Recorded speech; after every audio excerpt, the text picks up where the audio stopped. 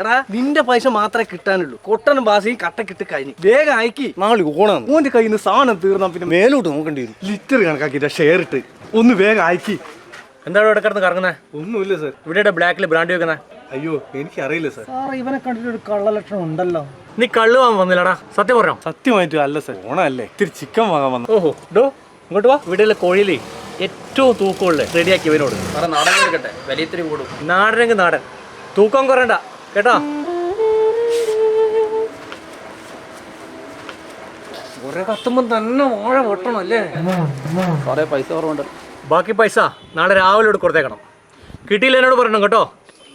എടാ കുപ്പീനെപ്പുറം കോഴി ഉണ്ടല്ലോ, ഇവനാള് പൊളിയാനല്ല. ഓന്റെ കയ്യിൽ നമ്മൾ കുപ്പീന്റെ പൈസ മാത്രല്ലേ കൊടുത്തിട്ടുള്ളൂ. എടാ സ്നേഹമുള്ളവനാ, അതുകൊണ്ടാ. എടാ ഇപ്രാവശ്യത്തെ ഓണത്തിന് KFC ആക്കിയാലോ?